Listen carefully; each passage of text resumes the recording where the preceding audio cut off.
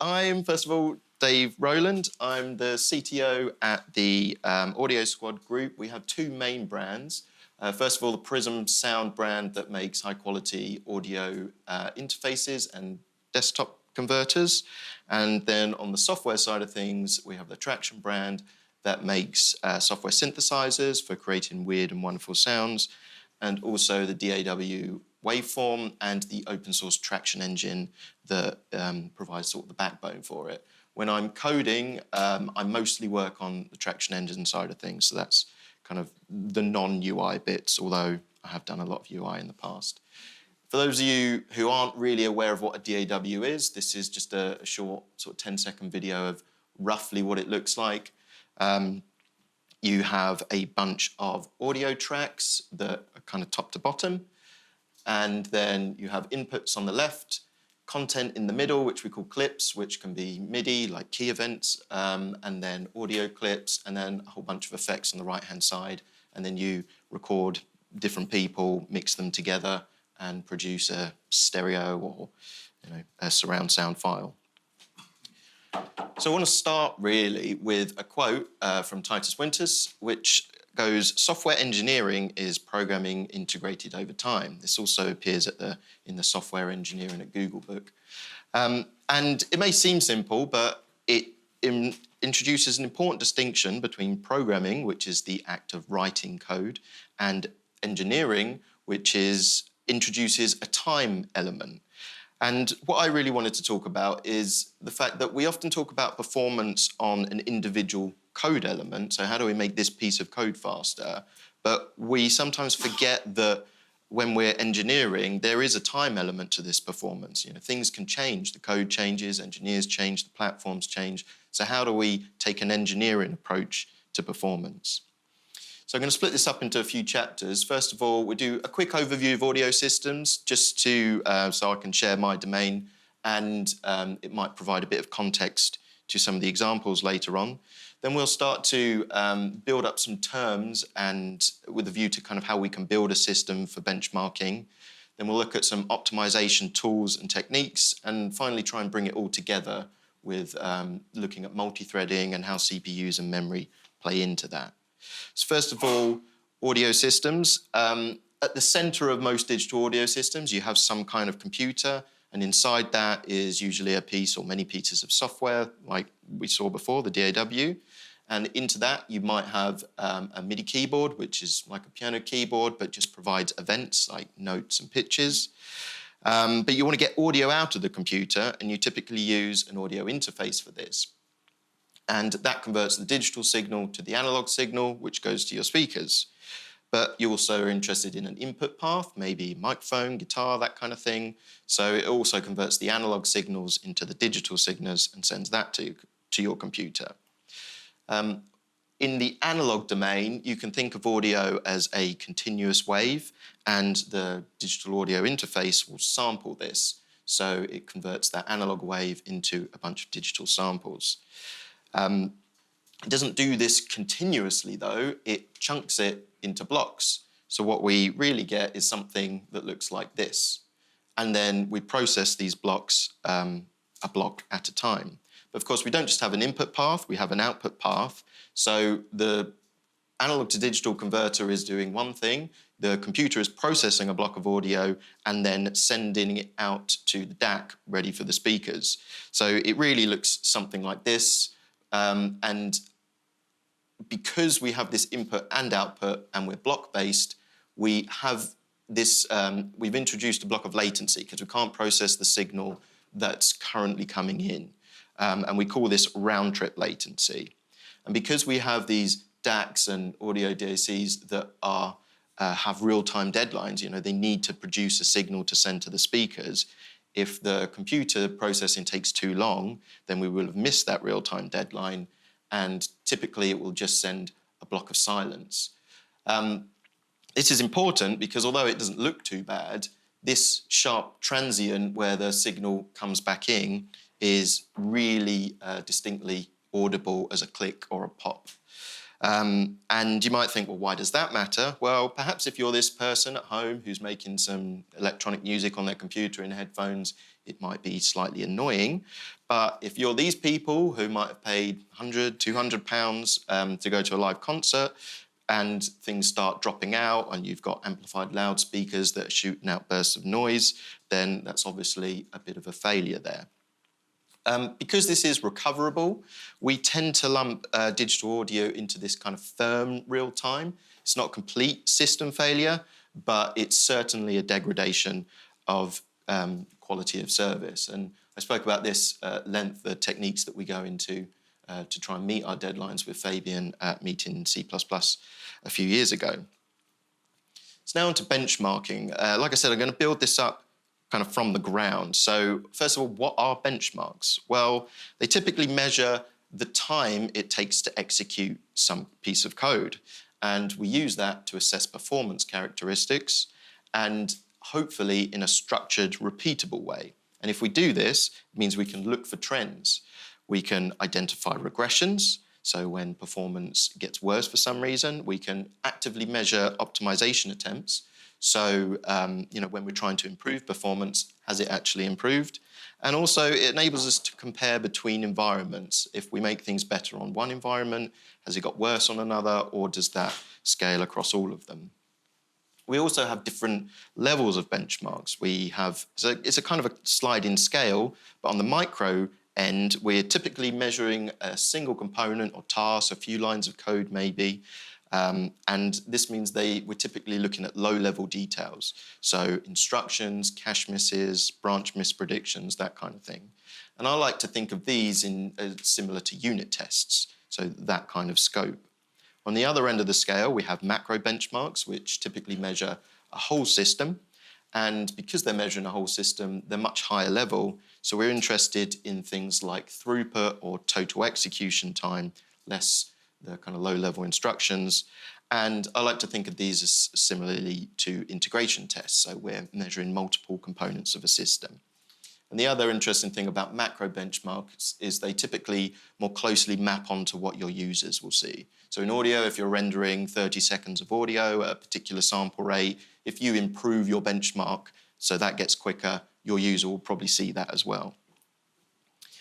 So when we make measurements, what can we measure? Well, if we measure a piece of code executing many times, not only can we find the total, but we can also find the minimum and maximum of each of those runs, the mean or average, and the variance or standard deviation as well.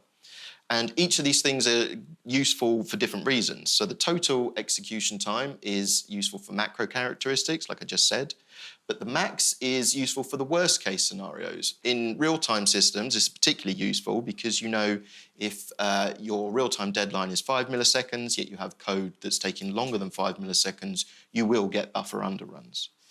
Minimum is useful because it informs you of where theoretically you could be. So if you're hitting your minimum is acceptable a lot of the time, but occasionally you hit to your maximums, finding out what's different about those two runs can help you get to your theoretical minimum. And mean gives you a sort of expected indication of what your users will see most of the time. So what do we actually record when we're benchmarking? Well, we can measure time, and that's typically wall clock time as you retrieve with chrono time points.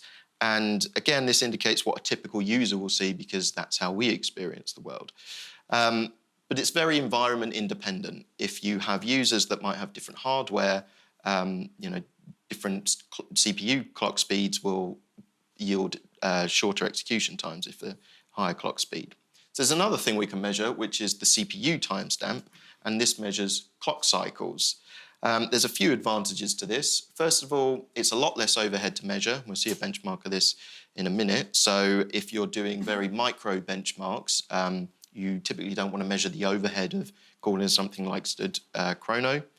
And it also gives us something that doesn't vary so much between platforms. As I said, if you have two users, one with a CPU clock speed of twice as much, you would expect the benchmark to finish in half as much time.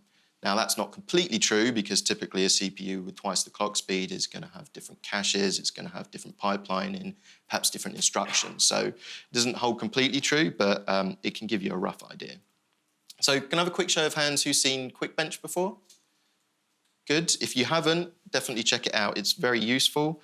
It's kind of like Godbolt. Who's used Godbolt before? Right, a few of us, good. Except that it wraps Google benchmarks. So you write code similarly to this, where you basically just have something that you're measuring multiple times and then register the benchmark. And we can see here that in the first benchmark, we're measuring call to high-resolution clock now and this RDTSC function in the second one, and it's about 100 times quicker. That's because it typically lives in a register, which is very low cost to retrieve. So I think, as I said at the start, we're kind of building up all these terms so we can figure out a system that we can use to analyse performance over time. So now we know what we're going to measure and how we're going to measure it. We need to figure out where we're going to measure it. So we ideally want stable environments, and this ideally, again, means constant machines. If you're in an industry where this stuff really matters, like finance, you'll probably have a complete replica of your production machine, so you know any changes to performance are going to accurately be reflected in production. But if you perhaps are an individual developer or you don't have those kind of resources, you can use cloud VMs to provide good indications, and I'll show what I mean by good indications later on. And once you've run your benchmarks, you need to store the results, and a cloud database is the obvious thing for this because it's easy to view for results.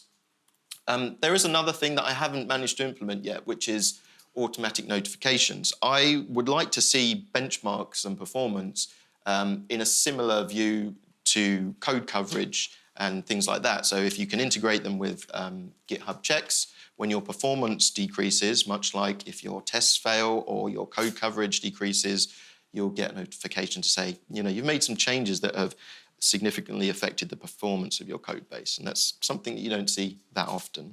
So if we stick all this together, this is how I've implemented this at Tracktion. We have GitHub Actions that run our benchmarks on their virtual machines, and we have a few classes that are used to do that. Then we push those to a cloud SQL database that lives on one of our servers, and then back on GitHub, we use GitHub Pages with some HTML and some JavaScript to query the database with some PHP and just display those results. I'll quickly go over the code that we use, but it's not really that relevant because you could use Google Benchmark or something like that. But how it looks is typically you call start and stop around the code that you're measuring, and then you can get the statistics out of it. And here we have measurements in seconds and cycles. You need some information to describe what that benchmark is. So we use this kind of description. Category, name, meaningful description, and platform are useful. But then you also need a unique identifier. And I mention this because here I've called it hash. And what I typically do is just hash the other fields. And that is useful because if your description is meaningful, for example, it says render 30 seconds of audio with a buffer size of 512, if someone comes in and changes that benchmark and the 512 becomes 128, then the hash will change, which means the benchmark will be a unique benchmark because what you're measuring has changed. So you shouldn't just suddenly think, oh, my code's magically performing faster just because someone actually changed the benchmark. We stick all that together with our metrics and our description and a timestamp, and that means that we can view these chronologically. And of course, we want to wrap this up in a nice RAII class, which gives us everything we need. Again, very quickly, I'm going to sort of ignore the setup here, but once you have a class that can run this, you can effectively just say, well, if I'm making these comparisons, then I'm here comparing sample rate conversion qualities with Lagrange and a few different sinks. You can see that we set up with a different quality each time. We create our scope benchmark with our description, and then the code to actually run the description is at the run the benchmark is at the bottom. And we can see the results here. This is just some very poor HTML and JavaScript that I've hacked together. I'm not a web developer. This is purely for just looking at results. But if we zoom in, we can see that we can look filter by category, name, description, etc. We can view the start and end dates, switch between time or cycles, which can be useful, turn on and off your different metrics, and importantly, normalize the results. So if we look at the results of this sample rate conversion, not only can we see that we haven't had any regression, so the performance is fairly constant here, we can notice that Well, with the sync best quality, there's lots of noise. It's very unpredictable. But we can also use this for informing how we ship perhaps defaults to our users. So Lagrange isn't particularly good quality. We probably don't want to go with sync best because it takes a long time to run. But maybe the fast or the medium would be useful defaults to use because they could provide a significant quality boost, but not extreme performance penalties. So when do we want to add benchmarks to our site? Well, when we add new features. If we're going to add tests, I think, well, why don't we add a benchmark at the same time? They're basically the same thing. If we get QA or user reports that our software isn't functioning as expected, we should add some. And also when we see benchmark regressions, if we have a particularly macro benchmark, we might want to go in and break that apart so we can reason about the different elements individually. So we figured out how we're going to run our benchmarks over time and view the results. What about when we actually come to improve the performance of that code? Well, the best thing to do is run a specific benchmark, because we've already got those set up, under a tool to get a picture of what's going on. And tools come in various flavors. At the kind of highest level, we have time profilers that give you a tree of the time spent in the functions. I'm going to show screenshots of each of these tools, so don't worry about visualizing it too much. And they can be used to identify hotspots, and they come on most operating systems. Xcode Instruments is the variant that I'm going to show because that's what I typically use. Time Profiler, but VS has Profile, and Intel vTune is available on all platforms. Next level down, we have system tracers that show events in a kind of chronological order, such as system calls, memory management, thread interruptions. And again, there are tools like System Trace on Xcode, dtrace and strace on Linux. And then at the very low level, we have performance counters. And these read CPU hardware registers for things like branch mispredictions and cache misses. And on Linux, we have perf, and Xcode Instruments, again, has counters. An important note here is you should only really profile your release builds. If you're profiling debug builds, you're measuring things like logging, assertions, and the optimizer hasn't really had a chance to run, so you might actually be measuring code that just won't exist in your release builds, so it's kind of a wasted effort. Time Profiler typically looks like this. You get a tree that you can zoom into to see where your time has been spent. We can see here if this was a case that we were looking to optimize, 50% of the time is spent in creating MIDI clips, and then 25% of our total time is spent updating the quantization type. So we might want to look here because that's a good chunk of performance that we could get back. System trace, we get this narrative, as I said, but it's quite noisy, so we can zoom in a bit, and here we can see some more kind of useful information, that we have a few virtual memory faults. They might be of interest to you. We can see that we have thread states, so when our thread gets interrupted, we can actually see what thread interrupted it and for what reason. If you see things like this on a real-time thread, it's probably cause for concern. You can see here it's serviced, interrupted because an interrupt handler was being serviced. And also system calls. So if we look in, we can actually see these as stats, open, read, so file operations. Again, you don't want this to happen in your real-time code because those calls are unbounded. Performance counters, you get this tree back, but you also get some columns with some statistics in there. And if we look at the first column, we can see there's a bunch of mispredicted branches. So if you're seeing a lot of that, you might want to go in and perhaps reorder your code or the memory so the branch predictor can train itself better. And then we have cache. So level 1 cache misses, possibly to be expected on large algorithms. Level 2 cache misses, we don't get many towards the start, but you can see this sort of creep in towards the middle. But the real danger here is your level 3 cache misses. So as we start to hit these towards the last third, we know that we're going to be disappearing off into RAM, and that's going to be a problem. Now, has everyone seen this animation before? Mike Acton showed it originally, I think, about 10 years ago. I've seen Scott Myers do it, and I've shown it before, but it really is the best way to visualize how long these things take. Although Matt Goldbelt gave an interesting version comparing it to human times in the Lightning talks. So if we look at level 1 cache, typically just a few cycles, fairly instant. A level 2 cache access feels long compared to that, but it's still pretty quick. However, when we look at RAM, that's sort of an order of magnitude over that, it seems to take an absolute age. And if we end up not reading from RAM but from disk, then that can be several orders of magnitude higher than this. On this scale, that could be 1 or 2 days. So really not what you want to do in performance-sensitive code. And we'll come back to cache later on in the talk. So this all brings us neatly on to a question about cats. This is one of my cats, Aiko, and I caught her in the act here, and what I was interested in is how do cats actually jump? So if we look at her, we can see that she sort of springs like a kangaroo with just her hind legs, and I thought, oh, that's interesting. Hardly any front leg use at all, but we want to do some real science, so we can't sample one cat. We have to look at my other cat, Eric. Apologies for the dark cat on the dark background, but hopefully you can make him out when he starts jumping. You can see that he sort of lines up for his jump, takes his feet off, and then just uses his back legs and spots his landing with his front legs. So we have definitive proof here that cats are rear-wheel drive. Okay, little breather before we go into some optimization techniques, and I'll kind of build these up in stages. So when we've got our benchmarks, we've assessed that there's a performance to be improved somewhere.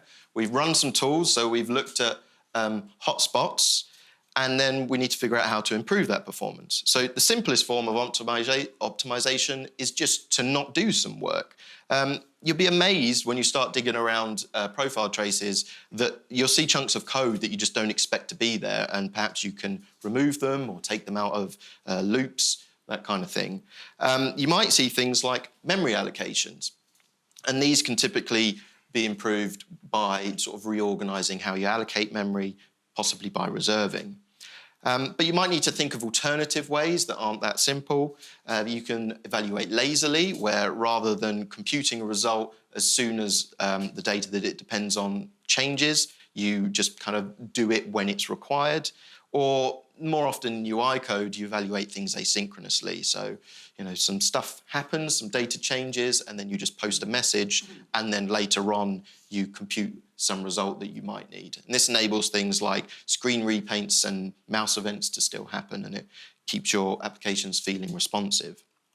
So let's look at that vector example. Back in QuickBench, we'll remove the QuickBench boilerplate. We can see that we've got a vector that we're pushing 1,000 zeros into, but we think, okay, well, we know how many we're doing. We'll reserve space, first of all, and then push those 1,000 zeros in. But if we think about what we're actually doing here is we're creating a vector of 1,000 zeros, so let's use that constructor.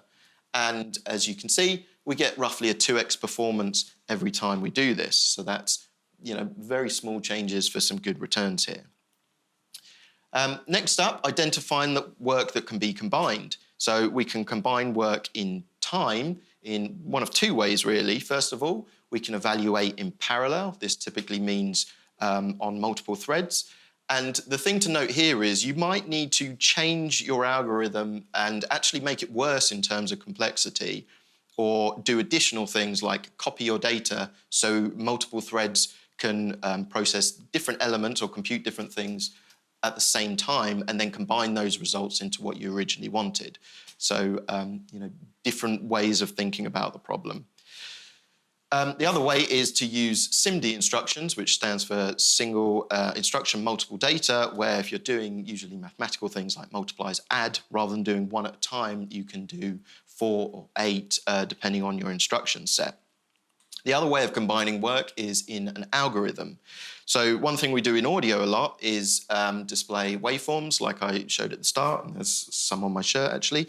And what we do here typically is we figure out how much time a pixel needs to draw, and then we know how many samples we've got, and we look over and find the minimum, and then the minimum, and then the maximum, and then we draw a line between those two values. And this is similar to min element plus a call to max element, but why wouldn't we just use min max element? I've put an approximately equal, because they actually return slightly different iterators if you have the same values. So if you're making these adjustments, always remember that algorithms might behave slightly differently. Before you reach for a SIMD library, you might just want to try and get the compiler to generate SIMD instructions for you. And sometimes they need a bit of coaxing. Fabian wrote on the Juice forums a while ago a post about, the strategies for this. If you want to read the whole thing, there's the link. But in short, you need to build with high levels of optimizations. Sometimes they might kick in at O2, but really O3, particularly if we're benchmarking. And we need to relax IEEE compliance with this F-fast math flag. And you can typically get both of these together if you use O-fast. The reason you need to relax IEEE compliance is because vector units typically aren't EEE compliant. They deal with perhaps rounding slightly differently if you have a lot of them, and also things like inf and nans, and we'll see an example of that. The other thing is that they can typically only work on aligned data. So if you have unaligned data, it will need to generate, first of all, some checks, the compiler, to check if your data is aligned, and if it's not, then perhaps do some unaligned calculations out of the SIMD registers and then do the rest in SIMD. So just be aware of that.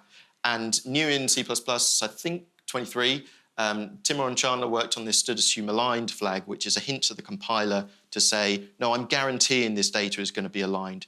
Don't do those additional checks, which means you might reduce your binary size and have less pressure on your instruction cache. This is an example that someone mentioned to me where they were using infinities to represent boundary points on a unit circle. So this was a very real thing. And we're creating an inf and then checking using std is inf and is finite whether it's understood as such. And if we compile with Clang, we see the inf has been detected and therefore it's not finite. But if we add this F-fast math flag, we can see, very curiously, the inf hasn't been detected and it thinks it's finite. So be aware of these behavioural differences. Okay, on to an example of vectorizing. So here we've just got some random data in a buffer. We're creating a copy and then using std transform to just add those two together, which is here. And you can see that if we do this just in serial with no F-fast math flag, we get roughly 4 times improvements by getting MD instructions generated. And that's kind of typical. 3.5, 4 times is expected. So that's a great win for just a compiler option. Onto the min-max element example. Again, get rid of the quick bench boilerplate. So separate calls to min element and then max element and then min-max element. We can see, yeah, min-max element gives us nearly twice the performance, which is great. And if we compile that with Clang 15 using libstd C++, we can see the same thing roughly holds, although the scales are a bit different. However, if we use Clang and libc++, I couldn't get this to work with Clang 15 on Quickbench, but using these options, min-max element is actually performing worse. That's counterintuitive, but it shows why we actually need to measure when we're making these kinds of changes. And it could be for things like, instead of having these 2 calls now, and we've got 1 min-max element, maybe the algorithm has grown in size that the branch predictor can't train itself appropriately because there's too many conditionals in there. Maybe the cache isn't performing as well because there's just more data that the algorithm needs as it processes. Or maybe we've introduced dependencies between the data and that's causing the pipelining to be kind of thrown away. So just make sure you measure when you're making these changes.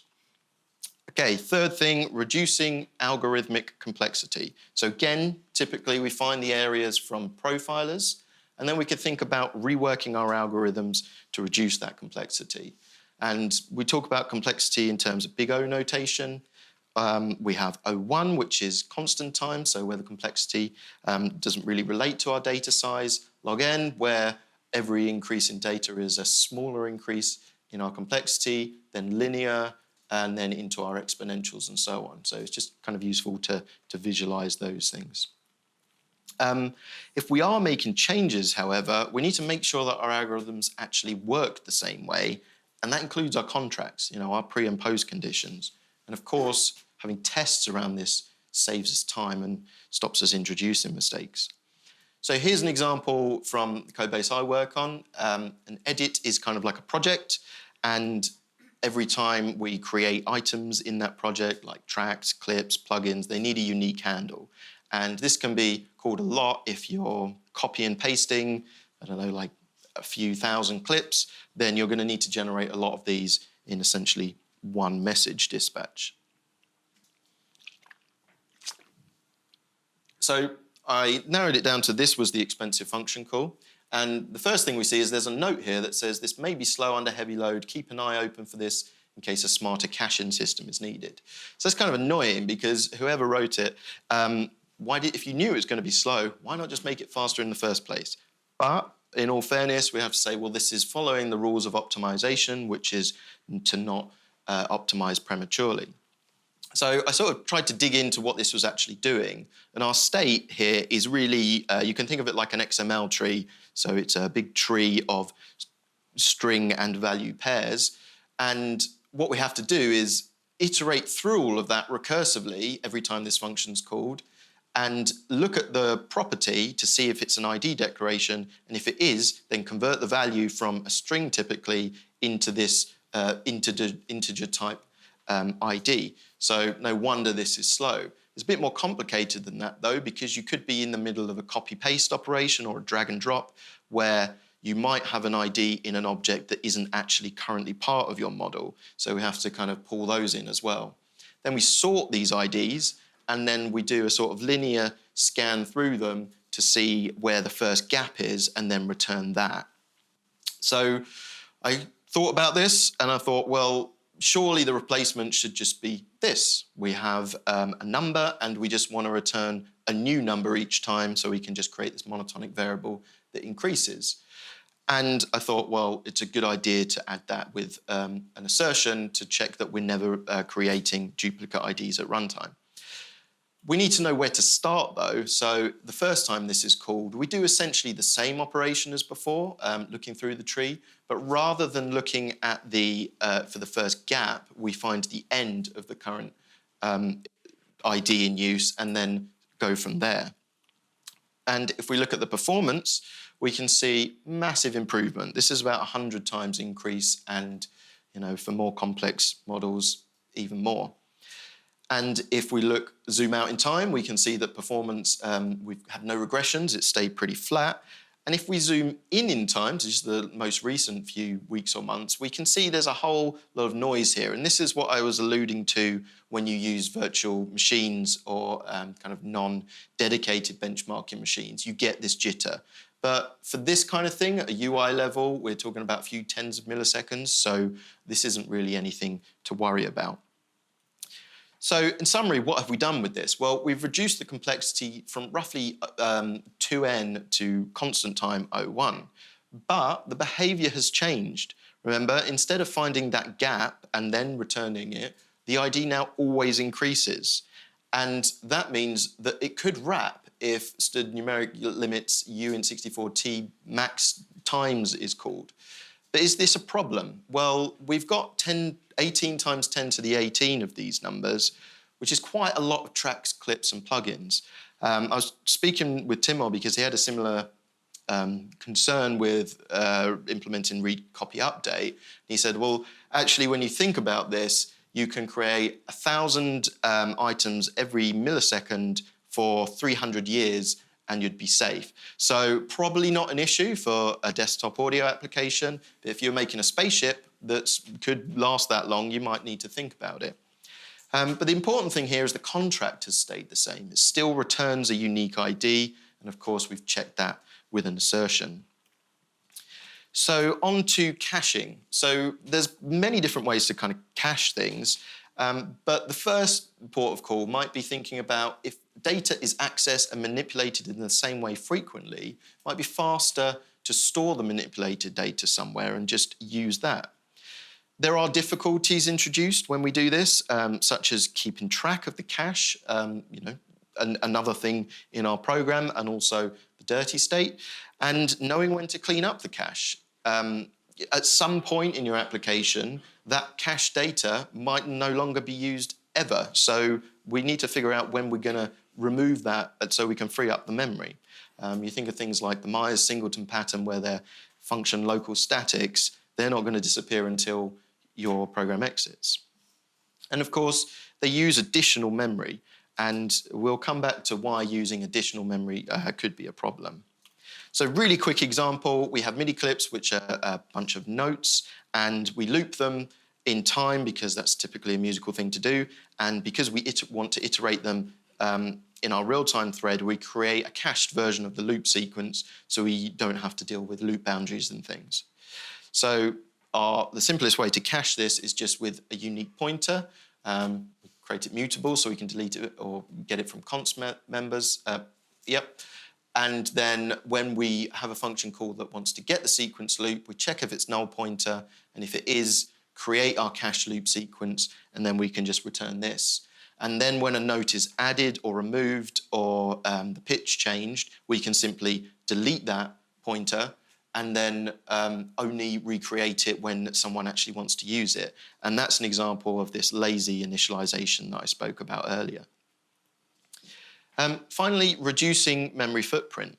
So we saw earlier that cache misses stall the CPU, effectively wasting cycles. So things that miss the cache will take more time. So if we think about what that means, we can deduce that reducing the amount of memory a performance-sensitive section of code uses could reduce the time to execute. And why is this? Well, memory is likely to be in lower cache levels. If you just are using less of it, then it can fit into the lower cache levels. Because lower cache levels are much faster, it means that's quicker to access. And if possible, we want to use contiguous memory. And that's because a cache is typically read in chunks or cache lines. And if we think about this in terms of, we've got like memory, and this kind of represents lower towards, like lower levels of cache. And these are the chunks of data that we want to read, but they're going to always be read in a cache line, typically 32 or 64 bytes. So when we're only interested in the first chunk of each of these cache lines, we have to do all of these reads to just get the data that we're interested in, and that can then be copied into our registers ready for use. However, if the memory is contiguous, or at least somewhat contiguous in this case, our reads will just look like this, and then we have everything nice and quick. I know this isn't exactly how CPUs work, but it's a kind of nice high-level way of thinking about things. So onto the final section, which is kind of looking at this from a multi-threading perspective and how memory plays into it. So a few years ago, I gave a talk about our kind of graph processing based library called Tracktion Graph. And I won't go into all the details. That kind of spoke about how we construct these graphs, but I'll sort of skip ahead and say what we effectively do is we transfer our high-level user model, which contains things like tracks and clips and plugins, into this node-based representation to process. You can think of this kind of abstract thing as perhaps D and E and F are reading buffers that have come from files, then they're summing them together. Perhaps C is applying some processing, like a gain or some reverbs, and then these are getting summed to a stereo track to be output. And we need to figure out how we're going to process these nodes, actually perform the calculations on them once we've created this graph structure. And for that, we need to create an order. And it turns out, I kind of spoke about it in depth in a previous talk, but we want to create a post-order depth-first search here. And post-ordering means we only add a node to our order the last time we visit it. So if we start at our root, go to B, we don't add A or B just yet to our order, but because we're never going to visit D again, we can add this to our order. As we go back up, we visit the next branch, E gets added to our order, and so on. So we create this post-ordered depth-first search, and then if we restructure this into that order, we can see how we can just start at the top and process this. If we compare this to a pre-ordered depth-first search, where we look at add the node to our order the first time we visit it, we get these kind of conflicting dependency arrows. So if we started at the top and started processing, we would be processing on a node that depends on a future node that hadn't been processed. So that's not going to work. But with our post-ordering, you can see we can just start at the top and work our way through. So I'm going to apply one optimization before we talk about that, before we talk about how these are processed. And this is going to be that C doesn't need any memory, okay? It's just going to be sort of a view onto the node before it. And because each of these nodes needs some memory to do its processing, because they could be things like multiplying numbers together, adding them. They just need some space to work with. We're going to make an assumption here that each of these uses the same size chunk of memory. Okay, so they could all just be mono nodes. Imagine that. And the simplest way to kind of allocate or assign the memory to them is to just go through and say, right, well, we're just going to chunk up our memory pool and just assign each a chunk to each of the nodes that need them. So in total, we've used 5 chunks of memory here. But can we do better than this? So rather than just naively saying every node needs some memory, we can do this sort of pre-analysis stage before we use it in a real-time context and go through and say, well, let's look at the dependencies here. So if we start at D, we can assign that some memory, then go to E, assign that some memory, and then on to B, it needs some memory. But by the time B has processed, nodes D and E are no longer in use, so we can effectively mark those as free again and then reuse that chunk for F. So there's going to be no data races here because we know that D and E are never going to be read from when F is processed. C, we've said it doesn't need any memory, so we're just going to view the memory from F, but then when we process A, we can reassign it the chunk that was in use by E, and if we total up the memory once we've done this process, we can see that we've only used 3 chunks. So that's 40% improvement on our naive case. We're typically not processing with just a single thread, we have multiple threads. So if we take this pre-analysis stage into a multi-threaded environment, we have to think about it slightly differently. Because we can't be sure about how many threads are going to be processing this or when they're going to be processing it, because D might take more time to process than E, so the thread that's running it might be different, and it might be different each time depending on how they're scheduled. We have to sort of assume a worst-case scenario and that all of the leaf nodes could be processed at once. So our assigner algorithm here is going to go through and say, well, each of these need their own chunk of memory.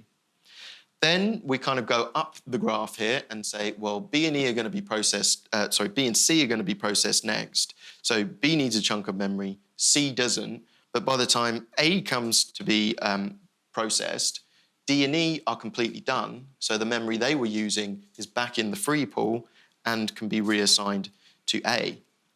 So again, this is a sort of pre-allocation phase before our real-time processing, and if we total this up, we can see that by doing this, we've used only 4 out of the 5 chunks of memory, which is a 20% improvement on our kind of most naive case at the start. But is there a better way to do this? All the approaches we've looked at so far have been kind of just through a sort of static analysis phase of the graph. But what if we do this while we're actually processing in a real-time context? So we've got some real-time audio threads that are coming through and trying to process this graph, but we're just going to reserve some memory for them as they come to process the nodes. I'm going to start with 2 threads here because it gets complicated quite quickly. So imagine we have 2 threads coming in, they're going to grab the free nodes to be processed, and they need some memory. This behaves as before, so we allocate nodes, chunks 1, 2, and 3 to the first 3 nodes. But now imagine that these 2 finish processing at essentially the same time, at least in terms of the nodes. They can return their chunks of memory to the pool, and now F gets to grab chunk 1. And C doesn't need memory, F and C finish processing, and A manages to grab chunk 2. So because we've shifted this to runtime now, we've reduced the amount of memory to only 3 chunks. So that's a 40% improvement on our most naive case and a 25% improvement from the case before. But this is difficult to reason about. Like, it took me ages to put those animations together, and this was a graph of 6 nodes. We typically deal with a lot more than that and only 2 threads.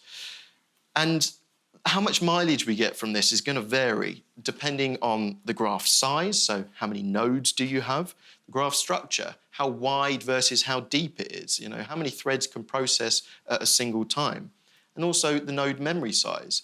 This was a simple case where each node used the same amount of memory, But in reality, we might have mono buffers processing into stereo, processing into multi-channel, high-order ambisonics for Dolby Atmos or something. So, the amount of memory could change. And also the number of threads. If we have more threads, the complexity is going to grow quickly. So the important thing here is that we need to measure and benchmark this. It's very difficult to create intuition about what's going to be the most performant approach. And I want to show why this is complicated. This is a section of an example a user sent me. They said, oh, I'm processing this project and it's taking a lot of CPU. So I kind of plotted it out in Graphviz using Dot, and this is what I got, but this is just a section of it. If we zoom out, we can see the real graph, which is roughly 1,000 nodes. So most examples I get sent are between 100 and 200 nodes, so this was obviously a unique case, or perhaps we should be expanding our test cases.